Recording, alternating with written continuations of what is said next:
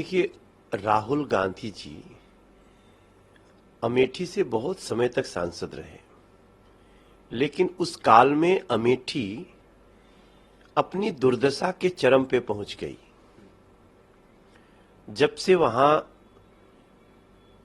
बहन स्मृति ईरानी जी आई हैं, एक बार तो वो नहीं जीत पाई, लेकिन दूसरी बार उन्होंने इतना अंतर कर दिया कार्य करके। नरेंद्र मोदी जी का प्रधानमंत्री होना और उसके बाद अमेठी का ध्यान रखना, स्मृति ईरानी की मेहनत, गांव गांव गली गली स्कूटी से, साइकिल से, गाड़ी से, और राहुल गांधी जी का एक जो सबसे बड़ा परिचय मिला कि ये वहां जमीन कब्जा कर रहे हैं, वहां पे अनैतिकता के आधार पे सिर्फ अपने परिवार को लाभ देने में लगे थे। अब अमेठी की जनता ने उनको हरा दिया, और हराने के बाद ऐसा नहीं हुआ कि वो 5 साल सत्ता से दूर रहना चाहते हो, वो पहले ही जान गए थे कि हम हारेंगे, इसलिए 2 जगह से लड़े। अब फिर लड़ना चाहेंगे तो लड़ करके हारने से हमें क्या कहना, वो लड़ेंगे तो फिर अमेठी की जनता उनको जवाब देगी, क्योंकि अमेठी की जनता ने स्मृति ईरानी जी के सांसद के रूप में और नरेंद्र मोदी जी के प्रधानमंत्री के रूप में जो स्वाद मिल चुका है अमेठी को विकास का, अब वो राहुल गांधी जी आएंगे तो खाली अपनी बेइज्जती कराने आएंगे। एक्चुअली इसको खामियां नहीं देखना चाहिए।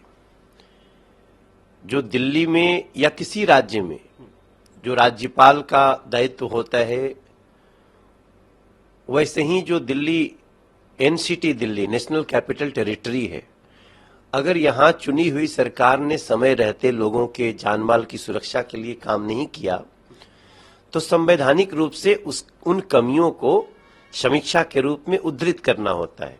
वही एलजी महोदय ने किया है। अभी भी आप देखिए, मैं थोड़े दिन पहले, अभी 5 दिन पहले जा रहा था जब, तो आईटीओ ब्रिज के ऊपर देख रहा था कि एक फाटक जो एकदम जकड़ गया है बंद रहने से, उसको निकाला जा रहा है, उसको ठीक किया जा रहा है। क्यों? क्योंकि आईटीओ के ब्रिज पर फाटक ना खुलने से आईटीओ के पहले पानी इतना बढ़ गया कि वो घरों में घुस गया। Who is responsible? ये फ्लड, नदी, ये काम तो दिल्ली सरकार का है। तो एलजी महोदय ने उन कमियों की समीक्षा करी है जिससे आगे ऐसी स्थिति न आए। और सबसे बड़ी बात है, अभी भी आप समाचार आता होगा कि कभी कभी जमुना जी के जलस्तर बढ़ जा रहे हैं। तो ये चिंता तो अरविंद केजरीवाल जी को नहीं है, लेकिन केंद्र को तो इसकी चिंता करनी पड़ेगी। इसलिए एलजी महोदय जो सुझाव दे रहे हैं, उनके लिए हम उसको धन्यवाद करते हैं। वो दिल्ली को बचाने का कार्य कर रहे हैं। दुनिया में कोई, चाहे मुख्यमंत्री हो किसी स्टेट के, या अगर वो यूनियन टेरिटरी भी हो, प्रधानमंत्री जी हो क्यों न हो, उनको भी कैबिनेट सेक्रेटरी दिया जाता है। और सबसे जो चौंकाने वाली बात है कि प्रधानमंत्री का या मुख्यमंत्री का जो निर्णय होगा, यहां तक कि महामहिम राष्ट्रपति जी का भी निर्णय होगा, तो उसको रिलीज करने वाला कौन होगा? आईएएस अफसर होगा, कोई न कोई अधिकारी होगा। अब ये आम आदमी पार्टी के नेताओं की सोच है कि जो उनके मातहत काम करने के लिए रखा जाता है, उनको लगता है कि हमारे ऊपर बैठ गए हैं। वो ऊपर नहीं होते हैं, वो आपके साथ होते हैं और नीचे होते हैं। वो आपको बताते हैं कि देश का संविधान ये कहता है, आप ये नहीं कर सकते। उस सबको बताया जाता है। हम भी अपने 5 करोड़ के बजट को जब देखते हैं, लिखते हैं कि यहां बजट हमारा 1 करोड़ लगा दिया जाए, तो डिपार्टमेंट बताता है सर यहां लगा सकते हैं, यहां नहीं लगा सकते। अगर इस लोकतांत्रिक व्यवस्था को, संवैधानिक व्यवस्था को, आम आदमी पार्टी को समझने का अगर ज्ञान ही नहीं है, तो फिर हम समझते हैं कि दिल्ली की जनता अज्ञानियों के हाथों में पिस रही है। देखिए, मुझे लगता है ना कि अभी तेजस्वी बाबू को शासन चलाने का अनुभव तो है नहीं। अगर किसी स्टेट में कोई ऐसा डेटा आ रहा है, वो भी एनसीआरबी का डेटा है, तो वो डेटा आपको आगाह करने के लिए है, वो बदनामी के लिए नहीं होता है। बदनामी तब होती है जब आप डेटा को जानते हुए, अपराध के रेट को जानते, उसको छुपाने की कोशिश करते हैं। तेजस्वी बाबू को मैं सिर्फ इतना कहूंगा, जो आपके पास समय है उसमें इस डेटा का प्रयोग करिए लोगों की राहत के लिए।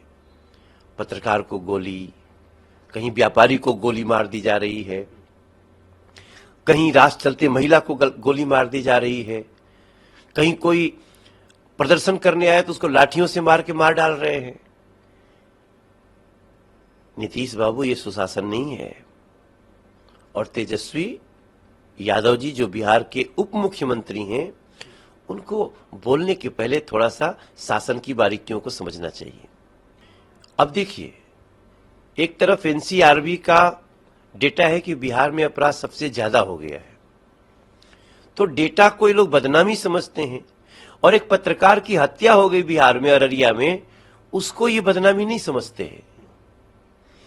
मतलब कुशासन की भी एक सीमा होती है। आप बार बार जब भी शासन में शामिल होते हैं बिहार में राजद के लोग, तो जंगल राज का चरम हो जाता है। मैं समझता हूं अररिया की घटना ये बताने के लिए काफी है कि एनसीआरबी का डाटा मत देखो, जमीन की सच्चाई देख लो बिहार में। भाई, इस गठबंधन का नाम तो यूपीए था, तो अपने ही नाम से डरा है कोई तो यूपीए डरा है। हम तो देख रहे हैं पूरा देश हंसी उड़ा रहा है कि आप यूपीए के नाम से क्यों डर गए। हमें जयंत बाबू जवाब दें कि इस देश में तो दो ही गठबंधन है, एक का नाम है एनडीए और एक का नाम है यूपीए। तो यूपीए पे चूंकि इतना भ्रष्टाचार हो गया, 20 लाख करोड़ का भ्रष्टाचार का आरोप है, लगातार दंगे कराने का आरोप है, तुष्टीकरण का आरोप है, भाई भतीजावाद परिवारवाद का आरोप है। तो अपना नाम बदल करके जिसको आना पड़ा, डर उसको लग रहा है कि डर हमको लग रहा है। मैं समझता हूं ये जो I.N.D. लोग हैं ना, ये जब रिजल्ट आएगा तो आप देखिएगा ये लोग डॉट डॉट में ही दिखेंगे।